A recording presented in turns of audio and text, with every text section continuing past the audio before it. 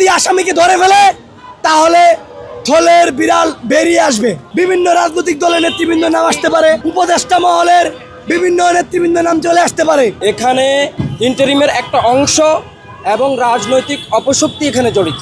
প্রশাসন চাইলে একটা আসামিকে গ্রেফতার করতে পারে, কিন্তু আমার মনে হচ্ছে প্রশাসন আসামিকে ধরছে না। কারণ একটাই, যদি আসামিকে ধরে ফেলে তাহলে থলের বিড়াল বেরিয়ে আসবে। সেখানে বিভিন্ন রাজনৈতিক দলের নেতৃবৃন্দ নাম আসতে পারে, বিভিন্ন প্রশাসনিক কর্মকর্তার নাম চলে আসতে পারে, উপদেষ্টা মহলের বিভিন্ন নেতৃবৃন্দ নাম চলে আসতে পারে।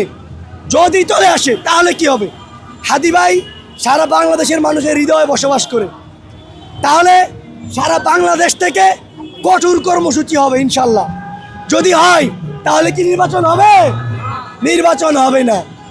তো নির্বাচন যদি না হয় তাহলে চাঁদাবাজরা চাঁদাবাজি আর করতে পারবে না, দুর্নীতিবাজরা আর দুর্নীতি করতে পারবে না।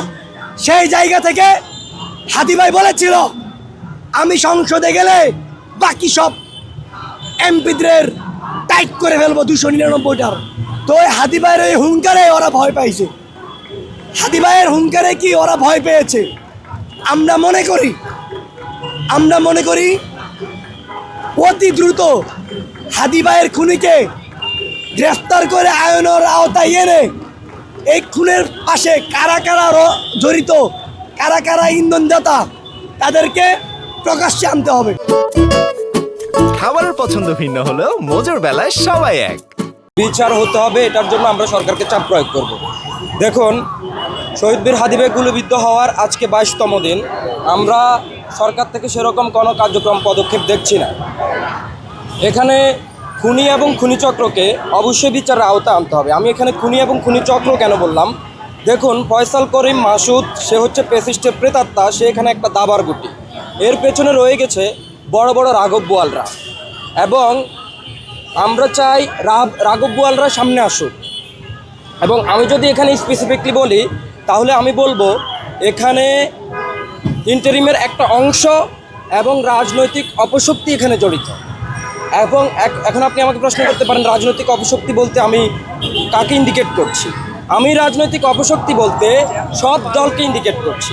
হাদি ভাই গুলিবিদ্ধ হওয়ার পর থেকে, হাদি ভাই শহীদ হওয়ার পর থেকে এখন কোনো রাজনৈতিক দলকে আমি বিশ্বাস করি না। তাহলে কি পূর্বে বিশ্বাস করতাম? পূর্বে যে কিঞ্চিত পরিমাণ বিশ্বাস করতাম, ওই বিশ্বাসটাও এখন উঠে গেছে। আমাদের হাদি ভাই গুলিবিদ্ধ হওয়ার পেছনে এই ব্যর্থতাটা আমাদেরও। কেন আমি আমাদের ব্যর্থতা বললাম?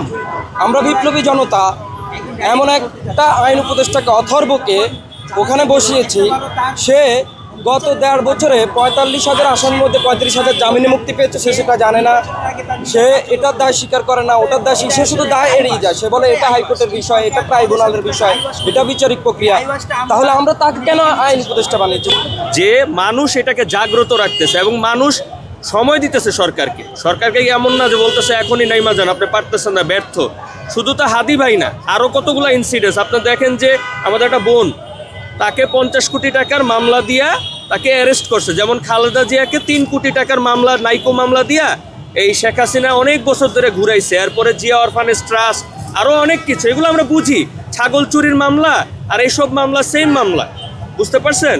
আরও বিষয় হলো যে মাহাদিকে যে কাজটা করলো, সে এত বড় অপরাধী, রাত্রেবেলা তাকে আদালতে নিচ্ছে। এত বড় অপরাধী, মিসিং টাং কার না হয়? দেশের কোন নেতার মিসিং টাং না হয়? আপনি আমাকে বুঝান। মিসিং টাং দেশের প্রত্যেকটা নেতার হয়। তারা কথা স্লিপ করার পরে সরিও বলে। মাহাদি সেম টু সেম সরি বলছে। ঠিক আছে, আসলে আপনারা বলেন তো, যারা আন্দোলন করছে তারা ক্লান্ত ছিল না 1.5 মাসের মধ্যে? জুলাইয়ের কথা বলতেছি আমি।